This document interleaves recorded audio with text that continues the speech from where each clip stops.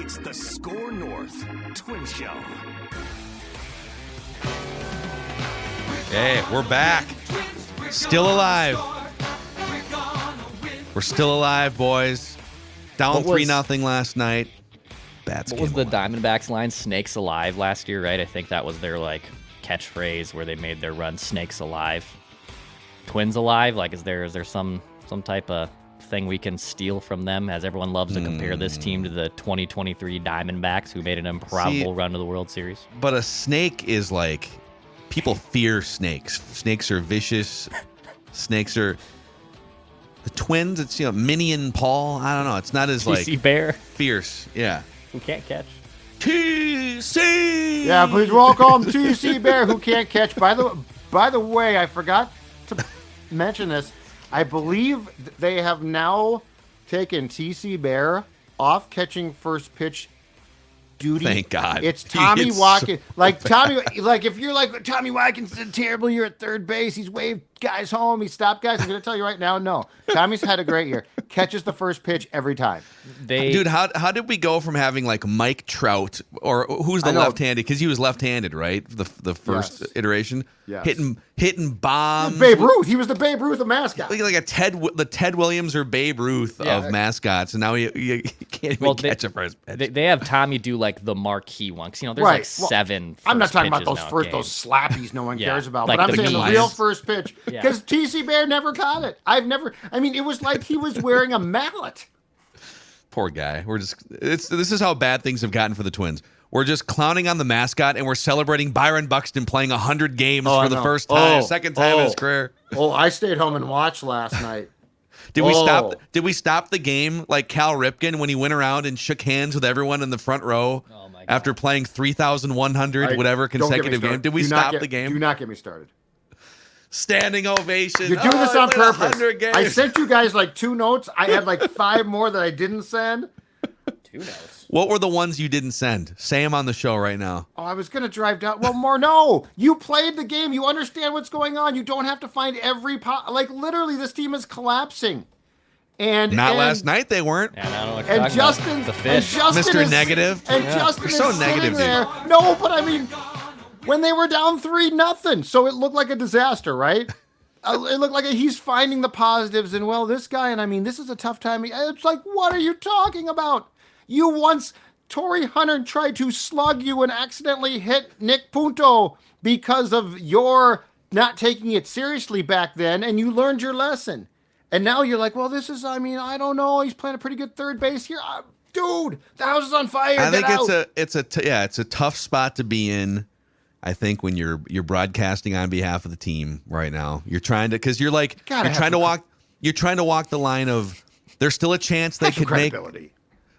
I don't disagree, but when you have bosses that are probably telling you have some credibility, but if you could try and paint this in a positive light, that would be great. You know the good thing, Justin has enough money saved. I'm sure he doesn't need this job. He probably enjoys it. Tell your bosses, close the door, screw off. I'm going to talk about what's really happening here. I'm not saying it all has to be negative, but dude, you are making stuff up that's positive just to the boys are trying hard. Aren't you glad Twins games are back on your TV, Judd? Isn't this great? I love Corey, and Corey will bring heat when it's necessary, but I feel like no one's following his lead. What would you like in a perfect world? Plouffe does. A game like last night where they're coming back, the bats are coming live. What would you like the announcers to say? What would make you feel good last night? When it's 3-0, stop blowing smoke up my hiney. Okay? What do you want them to say? What do you want them to say? I want them to talk about what's wrong. I want them to talk about what's going on. When Carlos Correa, a night after criticizing his teammates, runs the bases like he's 3, I want him to be criticized. Okay, but you get to come on here. Now, I know, one of the largest, maybe the largest Twins podcast in the country, and you get to do that. I understand that, but that shouldn't just be my job. I pay a lot of money not to be gaslit. And I understand that I am opting in to being gaslit when I flip on a Twins game. You know what? I'm trying to be the change. I'm trying to be the announcer change. I don't think it's working. Yeah, I don't think it's working. No, it's not, but I will go to my grave trying. Yes, you will. By the way, the Twins, as we sit here today, and I believe, so we're recording this just before first pitch of Royals. Royals are playing, and then the Tigers are playing. So those games are going to be done by the time most people listen to this. So as of right now, Twins on ESPN.com have a 22% chance to make the playoffs. On Baseball Reference, it's a 20% chance to make the playoffs. I think the most interesting thing out of last night was probably Royce Lewis's comments. I'm just going to read these. Dex, feel free to color in here. So Carlos Correa vaguely threw some players under the bus. He didn't name specific names about, not working hard enough or whatever it is. So Royce Lewis said, to rely on all of us young guys who have not done that and expect us to perform at a high level when our bodies are trying to figure this thing out as we go, I think that's definitely challenging. I think Carlos hit it on the mark in terms of lack of performance or whatever. We're giving it our all. To say that people aren't working, that's a little tough to hear. But we're definitely getting after it, and we're doing everything we can. Hopefully, we're not playing too much of a game before a game, meaning like working too much, so we're not tired for those at-bats. But for me, it worked on Tuesday. I'm going to keep doing whatever I need to do. I'll wear myself out if I need to go out there and perform. So I don't know. Now you got some of this is just the game of like, well, this player said this, and the media asked, But now you got Clubhouse leader Carlos Correa a couple days ago clapping anonymously young players, and then Royce Lewis, a young player, coming back and being like, well, that doesn't really sound fair. What do we make of this? I mean, people are frustrated and pissed. It's been a long last month for the Twins, who were going to be a team that was supposed to be cakewalking their way into the playoffs, and they've bleeped down their leg essentially in the last 5 weeks, and people are upset. You're frustrated. I tend to side with Carlos Correa on this type of stuff. I do. Look, he's a lightning rod, dude. Like, people in baseball, you go to any other ballpark, they're going to boo the hell out of Carlos Correa from his Astros stuff. At the end of the day, he does have the credibility still of being a very prolific player in the playoffs and knowing what it takes to win, and he's always been wired like this. Like, and I told this with AJ yesterday in Extra Innings, because I broke down some of these comments with him too, that like Correa and Buxton, they went 1-2 in the 2012 MLB draft. The Twins now have both those players. And when they interviewed Correa back in 2012, like how Carlos Correa is wired today is how he was wired in 2012 as an 18-year-old. He is like this. He is laser focused with his preparation and all the things that are needed to be successful and take all the proper urgency and precautions to prepare yourself to play baseball games for an entire 162-game season. Yes, it's frustrating that other guys maybe, and Royce and Brooks are looking at this, and other younger players are looking at this saying like, dude, this is our first taste, or this is our first chance to really be doing this all the time. Like, we're gonna fail sometimes. We're gonna have some problems here and there. But at the end of the day, I tend to agree with Correa's assessments more than I probably lean on some of the younger players who are shrugging their shoulders, being like, why are we being called out for this? I think this goes really, really deep. First of all, if this was a 2-week slide and guys were getting tired or just flat out choking, a young guy, Brooks Lee, he's choking because it's pressure that he has not experienced. That to me is much more easy to stomach. But this is a month plus. Again, I'll go back to what the Twins are doing now is an identity. It's not, it's just a brief slump. Like they've continued to talk like, we'll come out of this, You needed essentially a handful of errors from the Marlins infield last night. So this is not a slump. This is an identity problem. And I get everything here, but I also get this. There has been, and the problem is when Correa got hurt, and he was expected back quickly, and it turned into 2 months. When Correa got hurt, there was clearly no adult in the room to take control at all. And this is where I have a problem with Baldelli. This is where I have a problem with the coaching staff. This is where I have a problem with people in the clubhouse. Because what you did was you basically, there's blame everywhere here. I thought you just meant like people in general. No, people in the clubhouse. Would have been probably correct for me. Yeah, people in the clubhouse. But I have a problem with this because, what Correa is saying is correct. Now, what's his credibility after missing 2 months under what I would term sort of mysterious circumstances? The first month, okay, it's worse than we thought. But now you're playing really important games. Now the slide starts. He's still not back. So I think you've got problems that we don't even understand yet. And I think that they might come out. I think they might not. But that being said, I don't really pick sides here because I get what Correa is saying. And if Correa had been there the whole time, go for it, dude. You have absolutely that right. But I feel like with the way things have fractured here, that I see more fault with everybody than I do a guy who is spot on. Yeah, it feels like everyone's talking in code. I feel like Correa's giving you a little bit, but he doesn't want to completely he doesn't want to nuke the bridge because he's under contract. And I flat out said, I asked him, are we talking about specific guys? And he cleaned up the tune right away. Everybody's trying. So and I get that he doesn't want to go that far. Yeah. Right. But, the other thing that, just to bring this to the table here, too, because we did a scoop session with Doogie earlier that you can find on the Minnesota Sports with Mackey and Judd podcast feed, Score North YouTube channel. I asked him, and Dex, and you guys had the same answer, basically. And I'm not ripping you guys. You guys are just the messengers here. So you guys, do you think if the Twins miss the playoffs officially, right now it's still a hypothetical, they still have a 20% chance? Let's go Twins. Play the Bally's thing once in a while too. But if let's go Twins. Coming up next, Twins were in the community today despite the meltdown. Just a great group of humans. That's next. But if they miss the playoffs in the fashion that they are aiming to miss the playoffs in, which is they had a 95% chance a few weeks ago, now it's dwindling to 20 and maybe less, that would mark the third season in 4 years in which they went into the year internally and externally expecting to do damage, make playoffs in an expanded playoff format, by the way. And in 3 of those 4 years, well, in 2 of them, they would have had epic August and September collapses because in 2022, at one point, what was their high water mark? They were like 8 games above 500. I think they went 9 10 and like 22 in September. Yeah, they were awful. Their high water mark that year, like once you get into June, July, they were 9 games over 500, middle of the season, and they wind up 6 games below 500, missing the division by 14 games. Epic collapse. It was the only trade deadline that they were aggressive hunting for additions. Collapse.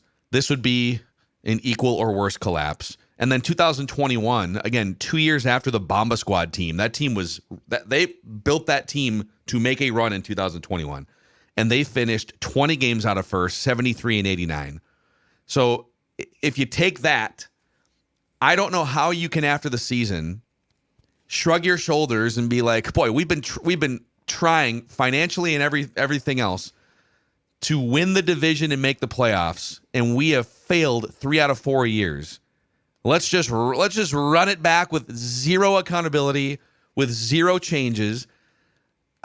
I'm not for firing people for the feel good, but as you look at your operation, are you really putting out the best possible infrastructure here when you are collapsing this badly in 2 of the last 3 seasons, missing the playoffs in 3 of the last 4?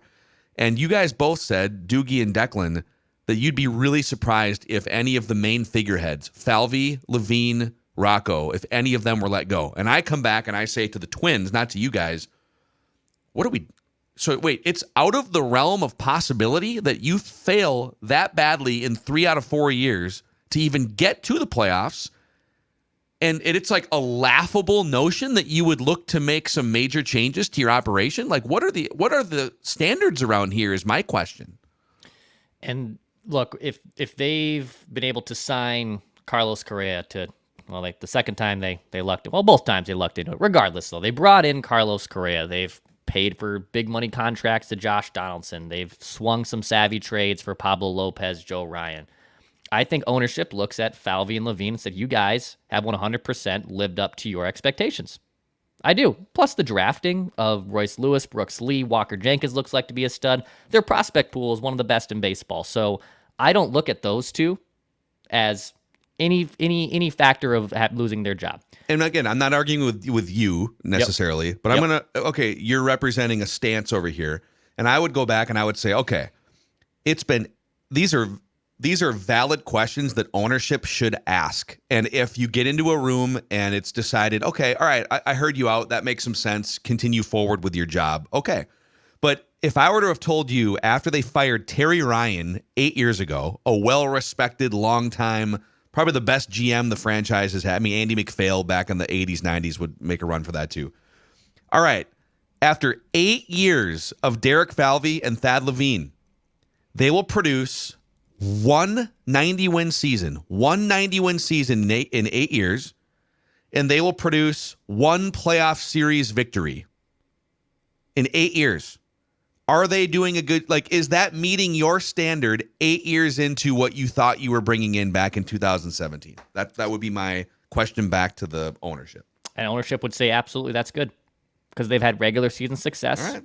And look, I'm looking at this from that angle of, yes, to them, that is successful. To the Yankees or Dodgers or any other team that has legitimate and has won, not just has legitimate, because the Twins have legitimate championship aspirations, but have won championships? Hell no. But that standard here is different for them. And if you have believed that you have created the right player development side and the identifying and the scouting and the trade side, and you're not maximizing your stuff on the roster, well, then that goes, unfortunately, to coaching. And do you have the right coaching infrastructure, from a manager to a bench coach to a hitting coach? I do believe, and I went down a wormhole of it, because when the Reds fired Bell, I remembered that Mike Bell was the Twins bench coach who tragically passed away. He was supposed to be this big bridge from a guy who was in the player development side. He was a former player, but was in player development before getting the bench coach job with the Twins. It was his first managerial job, and that was supposed to be the big bridge there. And I think they have lacked that type of person, which is now percolating the locker room, calling people out. I think it goes to coaching, and that's where they'll probably look to make changes. But I would still be surprised if it's Rocco. I think it's people on the staff that lose jobs.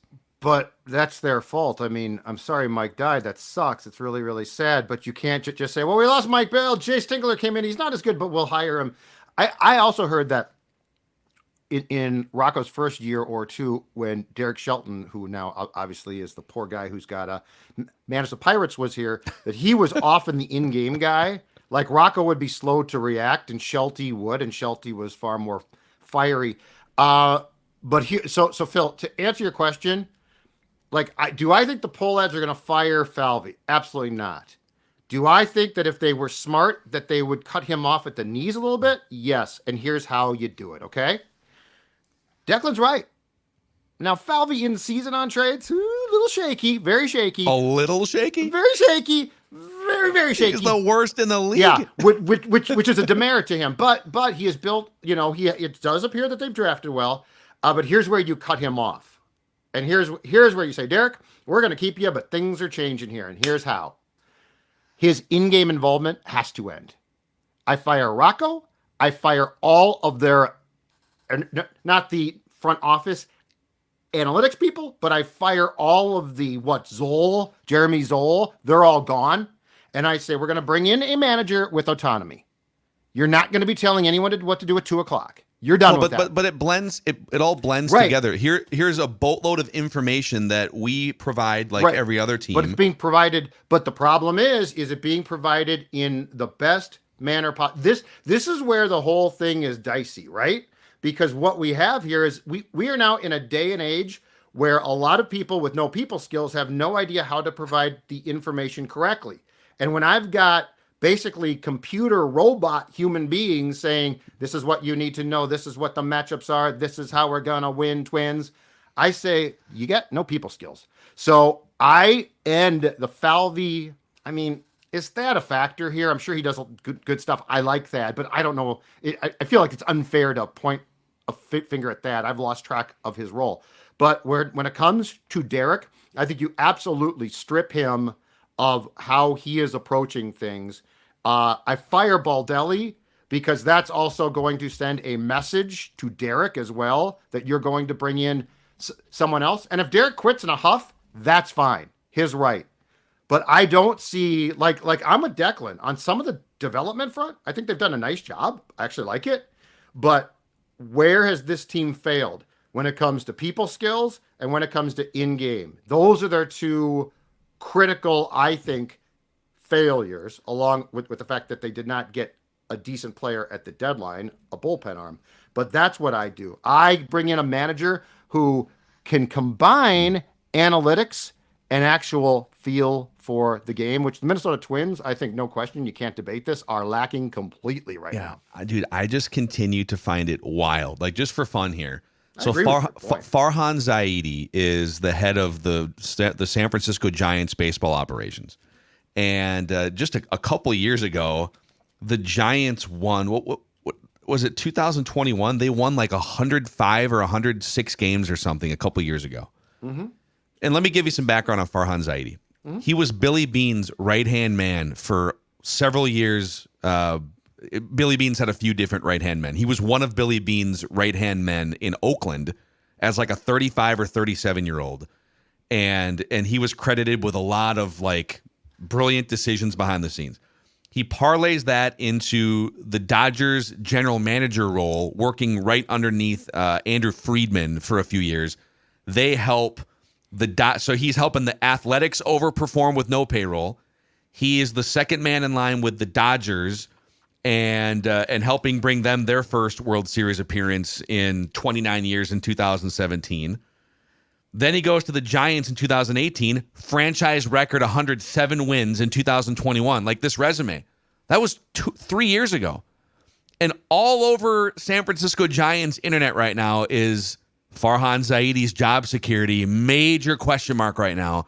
Farhan Zaidi talking about he understands that his job, I'm not saying he should be fired or that it's even valid that his job is being questioned, but his job is 107 wins and then a couple weird years after that resume. And in San Francisco, it's like, boy, should they make a move? And I don't think they should. But the fact that it's not even a discussion tells you everything you need to know about the expectations for this franchise. Yep. So, I guess we'll see how the next week plays out. I think we talked about this 2 or 3 days back. Do you guys have any faith? So like, let's say the Twins did said, okay, Rocco's gone. We're going to make some changes. Heck, let's say that they were going to fire Falvey. Do you guys have any confidence that the poll ads are going to get this right? Like the Vikings went out and finally got Kevin O'Connell, okay? And the Wolves have their faults, don't get me wrong, but they care. They care and they're engaged. Like they understand what they own. And it took, Zim was good at first too. But it took some time. But my point is, do you guys have faith that Joe and Jim Pohlad are going to, clean house, that they're going to get this right, that they understand what they're doing? Well, I mean, if you go back like family legacy, so Carl was the original owner, obviously going back to like the 80s. They win the World Series early on, right, in Carl's tenure. Then the team goes into the tank. Carl tried to dump the team off in contraction. Correct. And the front office and the field staff, from Terry Ryan down to Tom Kelly to Ron Gardenhire and those young players, right, that collection won a bunch of division titles in spite of ownership in the early 2000s. Correct, because they went and drafted well. Yes. Then we get into the target. Okay, we got a new stadium here, publicly funded, big first season in 2010.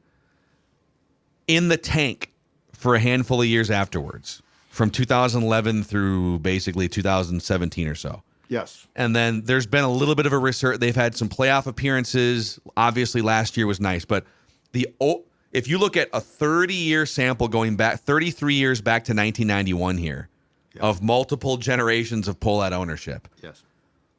The biggest stories are they tried to punt the franchise in the late 90s, early 2000s. They made up a buyer. The move to the Triad in Carolina was made up. That was never going to happen.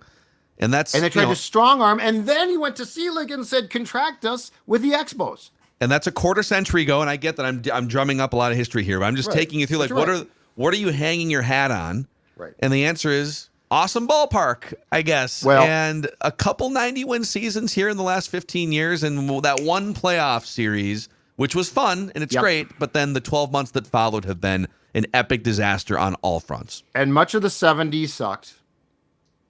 the 90s starting Go back in to the 70s now. no, but I'm saying dark days in Twins franchise history. The 70s, which had some good players, but some very bad teams. Okay, the 90s for the most part were awful. But I would say that the darkest period in the history of this franchise happened actually after Carl, when you move into a new ballpark, right? You're in a new ballpark. 2010 is awesome. You win a division. You don't beat the Yankees. We can debate that. That's a whole different topic. But you then go into the dumpster for how long? Till 15? And then you come out briefly, and then you go back in. The point being is the current Pohlad ownership group has overseen some of what I consider to be the most inexcusable. How do you move into that ballpark and bottom yourself out? I know it was not on purpose, but it shows an ineptitude that if this was Glenn Taylor, and God knows it was, we diced him up and down. And I guess my point, so that I'm not just trying to pollute the air by bitching here. Like my point is, what do you want your legacy to be? What is your standard as a franchise? Are you meeting your standard as a franchise? Do you have a standard as a franchise? Or do you just sort of shrug and year to year just kind of, just keep it going forward? Do you care that in a playoff-like game last night, I know the Marlins aren't a playoff team, but like these are do-or-die games for your team right now, that 18,000 people, only 18,000 people walk through that gate at Target Field. Were announced. Versus some of the other playoff-like things that are happening around the league. For instance, Detroit is playing. They got 32,000 people coming in. Yep. The Padres, I think, are on the road right now. They're averaging 40. What do you want this thing to be? Yep. Are the people that you are putting in place, are they up to the standard and performing at the level that they should be? Or is Declan right? It's just as simple as, you know what? We just need a new bench coach to bring it all together here. So I don't know. Maybe I'm just being ragey and too hyperbolic. I don't know. And this goes back to our Friday conversation. If they really want Minnesota sports fans to care, their legacy is to sell the team. Look at every comment. Look at every piece of feedback. Sell the team. And until they do that, nothing is going to change. And if it's all about right-sizing business, which was the buzzword last year, are you aware of how much professional sports teams are going for these days? Like, if you want a pocket of money, sell a franchise right now, dude. So until that happens, this is our status quo. That's what they want. The fans. So the Twins win last night, and I was just going through because they posted at the end of the game, the 8-3 win with Buxton pointing, rounding the bases. Needed in the Twins account. Needed that exclamation points, right? It's all right. Yes, we got Buck Truck. Here we go. Yeah. And I would say 70% of the comments, if not more, are just like dunking on the Twins. Yeah. Laugh my ass off. Too little, too late. Ownership malpractice. Laugh out loud. You aren't making the playoffs. Laugh out loud. Tigers took your spot. Crying, laughing emojis. Too late. Goodbye, Rocco. It's skull season. No one cares. Could have used these at bats over the past 20 to 25 games. Give it up already. Cool. Fire Rocco. Cut Margot, and I'll be. Yeah. It's. And I don't blame people. Don't blame them one bit. So, you guys want to do an Immaculate Grid? Twins on the grid? Let's do it. Huh? Let's this out. Baseball. Presented by Padrigs. Oh. Padrigs Brewing. Exactly not Padres, not Padres, Padrigs. Irish. Padrigs or Porrigs, correct? Porrigs. It all is the exact Porrigs. same, which is fantastic beer at a bar that's great. They are in the old Land O'Nod factory at the corner of Broadway and Central Avenues Northeast. They sell merchandise there, have great beer on tap there, have beer for sale there as well. Padrigs, I've talked about the red is fantastic. The lager is great. Their beers, by the way, available in more than 80 liquor stores in the metro, so check them out there. But this is the official beer of Sports Dad now. You can find them on Facebook or Instagram or on their website, padregs.com. As you can see the spelling right there if you are watching us. And by the way, stay tuned. We're going to have news of an event coming up at Padres in the coming weeks. News of an event. I'll just tease you with that. I won't make it official yet. Okay. For the YouTube audience, we will pop this up on the screen. Baseball. For the podcast audience, we will explain this. So we're looking to fill 9 squares with ideally as obscure players as possible so we can get a low rarity score. A twin who was a Dodger, a twin who was a Pirate, a twin who was an All-Star, an Oriole who was a Dodger, an Oriole who was a Pirate, and an Oriole who was an All-Star. And then someone with 2,000 career hits who was a Dodger, a 2,000 career hit Pirate, and a 2,000 career hit All-Star. And I'll tell you right away that we should call this the Jeff Rebele Honorable Grid, because I'm pretty sure the former Twins utility player played for all of the teams on this grid. I think you're right, yeah. The old Jeff Rebele. The only question is, where do we want him? I don't think he got 2,000 hits, though, so we probably can't put him in that. No. On Twitter now, I don't think he made an All-Star either. It's on Twitter. Oh, Jeff Rebele's on Twitter? Yeah. I found Great mustache. Great. Yeah. Very much a Declan-like mustache. And very much a Tom Kelly type guy, right? Oh, yeah. Just a hard nose, grinder, play every loved position. Ball, Yeah. Loved ball. So, yeah, so we could. I think we should probably use him for one of the non-Twins ones, because we could use him for Orioles, Pirates, or like Orioles, Dodgers. But sure. All right, twin who was a Dodger. Let's start there. Slappy pitchers. I was going to say Logan Forsythe had the brief cup of coffee here. We've used him. Yeah. Okay. We Dave Goltz back in the day, but he actually might have more traction than I think. Did Doug Mitkevich was a Dodger? Was he a pirate too? Yes. Mm-hmm. Yes, he was. Oh. Mm-hmm. Oh. Dugan would work. Was he an All-Star? Was he an All-Star in 2001?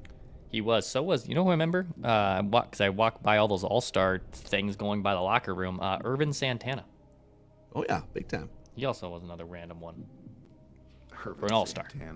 Let's Mike Morgan pitched for the Dodgers for a few years and the Twins. Oh, dude. Didn't Casey Fiend go to the Dodgers or come from the Dodgers? Yep, he went to the Dodgers. He came from the Tigers. Yeah, Casey, that's a good one. Casey Fiend? Mm-hmm. Casey Fiend. The Fiend. Be a 0.5%. It's going to be very low. Very low. 0.07. 0.07, dude. There you go. There you go. Did Casey Blake play for both teams too? He played for the Dodgers for sure. The Dodgers, the Guards. He played here, right? The Twins. Yeah, that's what I thought. I'm just curious. I don't know about the other one else. The Garrett Jones Square here. The Garrett Jones Square. Yeah. Mike Lincoln. Phil Dumatre. Didn't Jason Marquis go to the Pirates at some point? Yes, he did. Yes, he did. Okay. Jason Marquis. Okay. Ryan, your guy, Phil. Domit? Ryan Domit. Hey, Ryan, yeah, what's man. up? Quit staring at me, man. You want to do that one? Well, I almost feel like he hit a bunch of homers. I think Mike Lincoln is going to be about as low as you can go, don't you guys? Mike Lincoln.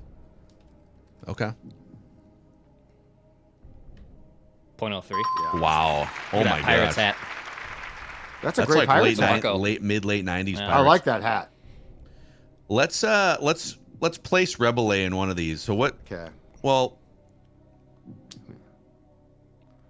trying to think of where. Do we have a better beat on a Dodger who was an Oriole or a Pirate who was Rich Hill was a Pirate and an Oriole. Yeah, he's a Immaculate. As he bounced around. Was an Tomey. Yeah. Dodger.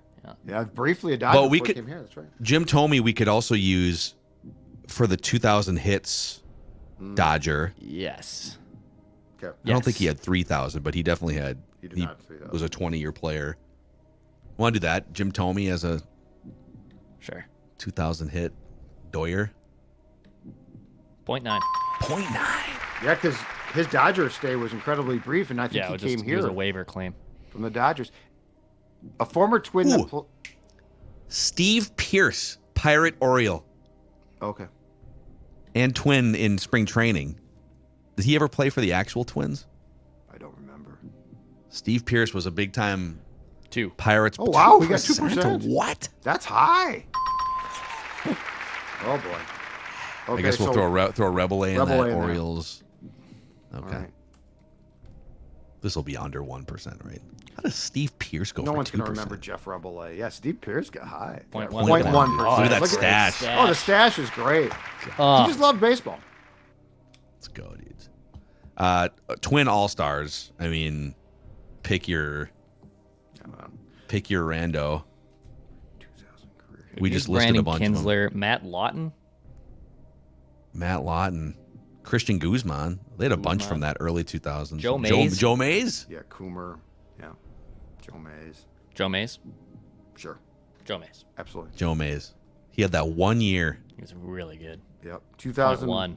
Joe Mays was the Mays? Scott Diamond of the early 2000s Twins. I thought he was good. He bounced to the Reds then, didn't he?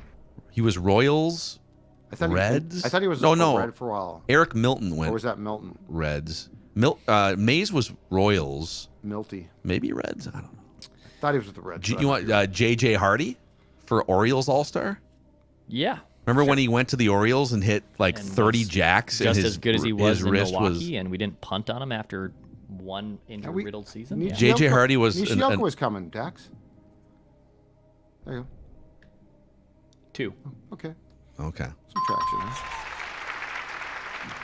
And now we need a Pirate who had 2,000 career hits, and then any All-Star who also had 2,000 career hits. Torrey Hunter. He had 2,000 hits. Yep. Oh. Kirby Puckett. I was looking at Pirates. I'm like, what? Yeah. Puckett, Hunter. Well, let's go through the Twins options. Puckett, Hunter, Carew, Molitor. All-Stars who had 2,000 hits. Nelson Cruz? No, I don't Nelson. think 2,000. He wasn't really that good. Played for a long time. He did play for a while, but he wasn't like good until like the last 10 years of his career. Winfield. 2,000 career Nobby? hits. Did he get 2,000? I don't know if he got He was to good long enough. Yeah, he did, but then he threw the whole throwing the ball thing and then the hot dogs. Yeah, you need like 15 years to assure. Spiking off his head. I mean, Torrey's. This is a wide range here because this is all players. Cool. Let's go Torrey. Be 1%. 1%. 0.2. Nice. Holy cow. Torrey'd be mad about that. Okay, a couple interesting things brewing here. We've done it with 8 Twins with a 9th square remaining. Right. And then we're sitting on... I think he just got here. 1%. I think Carlos Santana just got to 2,000 hits. Did he? I'm pretty sure he just passed it. He's played long enough. He's been in the last league 2 weeks. Like I remember there was an announcement. Hit 2,000? 2,000. All right. And that's a good one. I'm pretty sure. I'm not certain, but because I'm pretty sure. if we wanted to for sure complete the grid, we could go with any number of Willie Stargels, Honus Wagner, Clemente, Maz. They had a lot of. Did Maz get to 2,000? I don't know. I'm just naming famous Pirates from the past. Oh, okay. Okay. But if we want to risk it all, Dave Parker, I think he got Carlos Santana. So he came in the league like 16 years. This. He's 38. You know he what? Probably has 2,000 hits. You know what? I sort of like this because I feel like we're at what 8 Twins right now or former. We got to go for it. I feel like. Wait. Did Morneau have 2,000? Morneau didn't have 2,000. No. Yeah, and I feel like Stargell would be such a cop out right now. Let's go for it. I like Carlos Santana. Let's try I like I'm this idea. pretty sure. Oh, we'll see. Come on.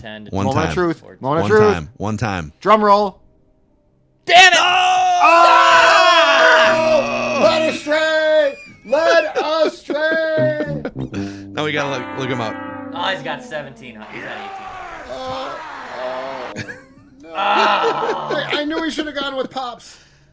How many hits does he have? 17. Oh, he came in the league in 2010, I guess, but anyway, there's he's not even. He is still 45 200 options. Yeah, let's see if there's 45 options. How many does Morneau have? Well, I mean, the Pirates had a lot of good players for a long, long time. But are there any former No, I know that. I have no idea. It would have been easy Dave to just Winfield. pick a player. Dave Winfield. Winfield? Oh F. no, dude. Wait. Oh wait, no, they don't sort He didn't this. play Hold for on. the Pirates. When you do the sort for when it hits you, it doesn't. He didn't play. He was it's not a always Pirate. a pain. He was a Hey, Padre. Winfield, He was a Padre. He was a Padre. He was a great Paul Padre. Wagner, Al Kaline, Bonds. Al Kaline. Al Oh, Alder, it's okay. These are all hitters Dave with 2,000. Parker. Yeah. Okay. Yeah, they're not Pirates. I got you. I'm looking. And there's for- only Dave 45 players, which by the way, The Pirates have been around for like 150 years. I bet there's so not the a twin. fact that there's only 45 players that have passed through there with 2000 hits. I'm looking. Yeah, hold on. I don't. Yeah, there. Roy Smalley ever play for the Pirates? No. There is not a twin. Nope. Texas, Pirate Minnesota, 2000 hit combination. Yankees, Chicago, Minnesota. So we were dead on arrival on that square then. If we were looking to make a twin. I like the pass. It got picked off. I'm sorry. In retrospect, it's all right. No, it was double worth a shot. coverage. Declan forced the ball in. It made sense. The window was closed down. Sense. You're looking for you know what it was? You know what it was? SOB. He just got through 2,000 games. Oh, that's what it was. Close enough. Close enough. He's at 2,070. Hey, Dex, yeah, it's fine. It was 4th and 8, and you didn't check it down. I didn't check it. I went for it. No, you did. And you had Justin to. Jefferson. Yep. And you had to. Yep. Amazing. All right. Well, hey. Baseball. Nothing to hang your head about, boys. We'll see what the Twins can do here. One more against the Fish. The Fish. It might not even matter because, like, if the Royals and Tigers, it's up to them really. Like, Twins got to win out probably, but we'll see. If you haven't already, we're almost to 4,000 subscribers on the Score North Twin Show YouTube channel too. So if you haven't clicked that subscribe button and the like button and maybe even the bell notification button, please do so. Whether the Twins play in the playoffs or not, we've got you covered here on the Score North Twin Show.